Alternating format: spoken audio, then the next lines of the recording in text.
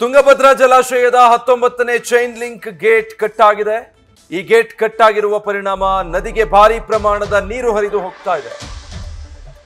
ಹೊಸಪೇಟೆ ನಗರದ ಹೊರಭಾಗದಲ್ಲಿರುವಂತಹ Tungabhadra ಡ್ಯಾಂನ ಗೇಟ್ನ chain link cut ಆಗಿರೋದ್ರಿಂದ ಈ ರೀತಿಯಾಗಿ ಸಂಭವಿಸಿರೋದು. ಒಂದೇ ಗೇಟ್ನಿಂದ ಉಳಿದ ಎಲ್ಲಾ ಗೇಟ್ಗಳು ಈಗ ಓಪನ್ ಆಗಿದೆ. ಹೀಗಾಗಿ 1 ಲಕ್ಷ ಕ್ಯೂಸೆಕ್ ನೀರನ್ನ ಜಲಾಶಯದಿಂದ ಹೊರಕ್ಕೆ ಬಿಡಲಾಗಿದೆ. ತುಂಗಭದ್ರಾ ಡ್ಯಾಂಗೆ ಈಗಲೂ ಕೂಡ 40,000 ಕ್ಯೂಸೆಕ್ ಒಳಹರಿವಿದೆ. ಅಂದ್ರೆ ಜಲಾಶಯಕ್ಕೆ ಇನ್ನೂ ನೀರಿನ ಒಳಹರಿವು ಇದೆ. ಗೇಟ್ ಕಟ್ ಆಗಿದ್ರಿಂದ ನದಿ ಪಾತ್ರದ ಜನರಲ್ಲಿ ಆತಂಕ ಸೃಷ್ಟಿಯಾಗಿದೆ. 19ನೇ ಚೈನ್ ಲಿಂಕ್ ಗೇಟ್ ಇದ್ದಕ್ಕಿದ್ದ ಹಾಗೆ ಕಟ್ ಆಗಿರೋದು. ಸೊ ನೀವಿಲ್ಲಿ ಗಮನಿಸಬಹುದು, ಈ ರೀತಿ ಇದ್ದಕ್ಕಿದ್ದ ಹಾಗೆ 19ನೇ ಚೈನ್ ಲಿಂಕ್ ಗೇಟ್ ಕಟ್ ಆಗಿರೋದ್ರಿಂದ ಜಲಾಶಯದಿಂದ ನದಿಗೆ ನೀರು ಹರಿಯೋದಕ್ಕೆ ಆರಂಭ ಆಗೋಗಿದೆ. ಇದರಿಂದ ಆತಂಕ ಸೃಷ್ಟಿಯಾಗಿದೆ. ತುಂಗಭದ್ರಾ ಜಲಾಶಯ ಸಂಪೂರ್ಣವಾಗಿ ಭರ್ತಿಯಾಗಿತ್ತು, ಅದಕ್ಕೆ ಇನ್ನೂ ಒಳಹರಿವಿತ್ತು. ಸೊ ಡ್ಯಾಮ್ನ ಸಂಪೂರ್ಣ ಸಾಮರ್ಥ್ಯ ಏನಿದೆ ಅದನ್ನ ಮೇಂಟೈನ್ ಮಾಡುವ ನಿಟ್ಟಿನಲ್ಲಿ ಡ್ಯಾಮ್ನಿಂದ ಒಂದು ಹಂತದ ಹೊರಹರಿವನ್ನ ಮಾತ್ರ ಬಿಡಲಾಗಿತ್ತು, ಇಂತಿಷ್ಟು ಕ್ಯೂಸೆಕ್ ಅಂತ ಹೇಳಿ. ಆದ್ರೆ ನೀರು ಬಹಳ ರಭಸವಾಗಿ ಬಂದು ಇದ್ದಕ್ಕಿದ್ದ ಹಾಗೆ 19ನೇ ಚೈನ್ ಲಿಂಕ್ ಗೇಟ್ ಕಟ್ ಆಗಿರೋದ್ರಿಂದ ತನ್ನಿಂತಾನೇ ರಭಸವಾಗಿ ನೀರು ಜಲಾಶಯದಿಂದ ನದಿಗೆ ಹರಿದು ಹೋಗ್ತಾ ಇದೆ. ಈಗ ಒಂದು ಗೇಟ್ ಹೀಗಾಗಿದ್ರಿಂದ ಅದೊಂದೇ ಕಡೆಯಿಂದ ರಭಸವಾಗಿ ನೀರು ಹರಿತಾ ಹೋದ್ರೆ ಅದೊಂದು ಗೇಟ್ ಮೇಲೆ ಇನ್ನೂ ಹೆಚ್ಚಿನ ಒತ್ತಡ ಬೀಳುತ್ತೆ. ಈ ಕಾರಣಕ್ಕಾಗಿ ಉಳಿದ ಗೇಟ್ಗಳನ್ನ ಕೂಡ ಓಪನ್ ಮಾಡಿ ಡ್ಯಾಮ್ನಿಂದ ನೀರನ್ನ ಹೊರಗೆ ಬಿಡಬೇಕಾಗುತ್ತೆ.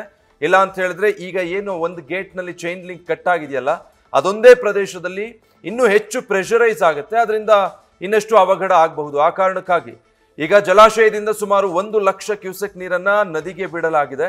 ಸಹಜವಾಗಿ ನದಿಯಲ್ಲಿ ನೀರಿನ ಮಟ್ಟ ಹೆಚ್ಚಾಗುತ್ತೆ. ಹೀಗಾಗಿ ನದಿ ಪಾತ್ರದ ಜನರಲ್ಲಿ ಆತಂಕ ಸೃಷ್ಟಿಯಾಗಿರೋದು. 105.788 TMC ಸಾಮರ್ಥ್ಯ ಹೊಂದಿರುವಂತಹ ಡ್ಯಾಮ್ ಇದು. ಈ ಡ್ಯಾಮ್ ಸಂಪೂರ್ಣ ಭರ್ತಿಯಾಗಿತ್ತು. ಕೃಷ್ಣಾ ನದಿಯ ಉಪನದಿಯಾಗಿರುವಂತಹ ತುಂಗಭದ್ರಾ ನದಿಗೆ ಅಡ್ಡಲಾಗಿ ನಿರ್ಮಿಸಿರುವಂತಹ ಜಲಾಶಯ ಸುಮಾರು 70 ವರ್ಷ ಆಗಿದೆ ಈ ಜಲಾಶಯ ನಿರ್ಮಾಣ ಆಗಿ. ಒಂದು ಬಾರಿಯೂ ಕೂಡ ಇಂಥದ್ದೊಂದು ಘಟನೆ ಸಂಭವಿಸಿರಲಿಲ್ಲ. ಬಟ್ ಈಗ ಆ ಘಟನೆ ಆಗಿರೋದು ಒಂದಷ್ಟು ಆತಂಕಕ್ಕೆ ಕಾರಣ ಆಗಿದೆ. ಹೇಗೆ ಮುಂದೆ ಇದರ ದುರಸ್ತಿ ಮಾಡೋದು, ಹೇಗೆ ಮುಂದಿನ ಲೆಕ್ಕಾಚಾರಗಳೇನು, ಯಾವುದೆಲ್ಲ ಪರಿಸ್ಥಿತಿಯನ್ನು ನಿಭಾಯಿಸಬೇಕಾಗುತ್ತೆ, ಎಲ್ಲದರ ಬಗ್ಗೆ ಈಗ ಯೋಚನೆ ಮಾಡಬೇಕಾಗಿದೆ.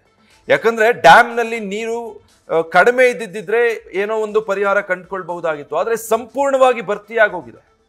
ಈಗ ಈ ನೀರನ್ನು ನಿಲ್ಲಿಸಬೇಕು ಅಂತ ಹೇಳಿದ್ರೆ ಅದಕ್ಕೆ ಮತ್ತೆ ದುರಸ್ತಿ ಕಾರ್ಯ ಕೈಗೊಳ್ಳಬೇಕು. ಡ್ಯಾಮ್ ಸಂಪೂರ್ಣ ಭರ್ತಿ ಇರುವಾಗ ದುರಸ್ತಿ ಕಾರ್ಯ ಕೈಗೊಳ್ಳೋದು ಹೇಗೆ?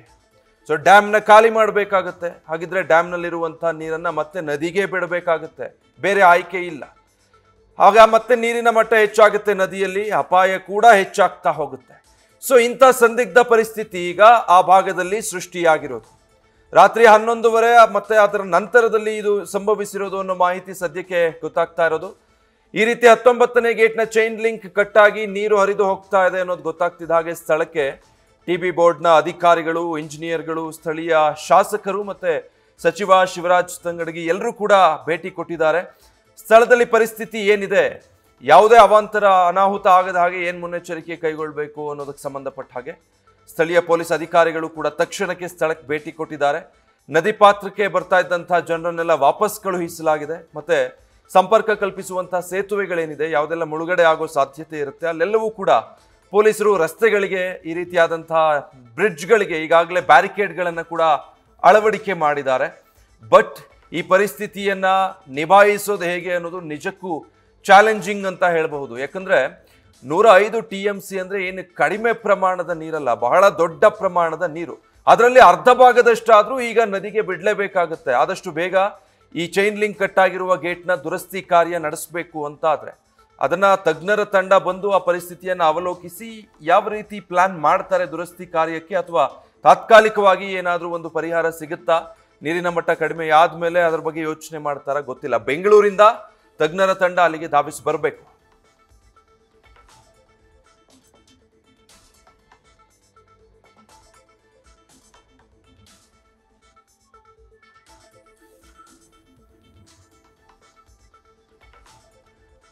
ಸೊ ಸದ್ಯ ಒಂದು 19ನೇ ಗೇಟ್ನ ಚೈನ್ ಲಿಂಕ್ ಕಟ್ ಆಗಿರೋದ್ರಿಂದಾಗಿ ಇಂತಹದ್ದೊಂದು ಪರಿಸ್ಥಿತಿ ಅಲ್ಲಿ ನಿರ್ಮಾಣ ಆಗಿರೋದು. ರಾತ್ರೋರಾತ್ರಿ ಹೀಗಾಗಿದೆ. ರಾತ್ರಿಯಿಂದಲೇ ಆತಂಕ ಹೆಚ್ಚಾಗಿದೆ. ಮತ್ತೆ TB ಬೋರ್ಡ್ನಿಂದ ಜನರಿಗೂ ಕೂಡ ಸಂದೇಶಗಳು ರವಾನೆ ಆಗಿದೆ. ಹುಷಾರಾಗಿರಿ, ನದಿ ಪಾತ್ರದಲ್ಲಿರುವಂತಹ ಜನರು ಈ ರೀತಿ ಜಲಾಶಯದಿಂದ ದೊಡ್ಡ ಪ್ರಮಾಣದಲ್ಲಿ ನೀರು ಹೊರಗೆ ಹೋಗ್ತಾ ಇದೆ. ಒಂದು ಗೇಟ್ ಕಟ್ ಆಗಿ ಓಪನ್ ಆಗಿ ನೀರು ಹೋಗೋದಕ್ಕೆ ಶುರುವಾಗಿದ್ರಿಂದ ಅದೊಂದೇ ಗೇಟ್ ಮೇಲೆ ಹೆಚ್ಚು ಒತ್ತಡ ಆಗುತ್ತೆ ಅನ್ನೋ ಕಾರಣಕ್ಕೆ ಉಳಿದ ಗೇಟ್ಗಳನ್ನು ಓಪನ್ ಮಾಡಿ 1,00,000 ಕ್ಯೂಸೆಕ್ ನೀರನ್ನ ನದಿಗೆ ಹರಿಬಿಡಲಾಗಿರೋದು. ನದಿಯಲ್ಲಿ ನೀರಿನ ಮಟ್ಟ ಏರಿಕೆಯಾದರೆ ನದಿ ಪಾತ್ರದಲ್ಲಿರುವಂತಹ ಗ್ರಾಮಗಳಿಗೆ ಅದರಿಂದ ಆತಂಕ ಹೆಚ್ಚಾಗುತ್ತೆ. ಗ್ರಾಮಗಳಿಗೆ ನೀರು ನುಗ್ಗಬಹುದು, ಮನೆಗಳಿಗೆ ನೀರು ನುಗ್ಗಬಹುದು, ಅಲ್ಲಿರುವಂತಹ ಜನರು ಅತಂತ್ರ ಸ್ಥಿತಿಯಲ್ಲಿ ಸಿಕ್ಕಾಕೊಳ್ಳಬಹುದು. ಇದ್ಯಾವುದು ಆಗಬಾರ್ದು ಅನ್ನೋ ಕಾರಣಕ್ಕೆ ಈಗಾಗಲೇ ಜನರಿಗೂ ಕೂಡ ಒಂದು ಹೈ ಅಲರ್ಟ್ ಸಂದೇಶವನ್ನ TB ಬೋರ್ಡ್ನಿಂದ ಕೊಟ್ಟಿರೋದು. ಅದರ ಜೊತೆಗೆ ಪರಿಸ್ಥಿತಿಯನ್ನ ಈಗ ಹೇಗೆ ನಿಭಾಯಿಸೋದು, ಯಾವ ರೀತಿ ಸದ್ಯಕ್ಕೆ ಈಗ ಉಂಟಾಗಿರುವಂತಹ ಈ ದುರಸ್ತಿ ಕಾರ್ಯಕ್ಕೆ ಏನಾದರೂ ಅನುಕೂಲ ಇದೆಯಾ ಈ ಸಂದರ್ಭದಲ್ಲಿ ಏನು ಅನ್ನೋದನ್ನ ತಜ್ಞರ ತಂಡ ಬಂದು ಅದಾದ ಮೇಲೆ ಡಿಸೈಡ್ ಮಾಡಬೇಕಾಗಿದೆ. ಬೆಂಗಳೂರಿಂದ ತಜ್ಞರ ತಂಡ ಈಗ ಸ್ಥಳಕ್ಕೆ ಬಂದು ಅಲ್ಲಿ ಏನಾಗಿದೆ ಸಿಚುವೇಶನ್ ಅನ್ನೋದನ್ನ ನೋಡಿ ಅದಾದ್ಮೇಲೆ ಯಾವ ರೀತಿ ಅದನ್ನ ನಿಭಾಯಿಸಬೇಕು ಅನ್ನೋದನ್ನ ಡಿಸೈಡ್ ಮಾಡ್ತಾರೆ. ನ್ಯೂಸ್ ಫಸ್ಟ್ ನಿರ್ಭೀತಿಯಿಂದ ನಿಮ್ಮ ಪರವಾಗಿ.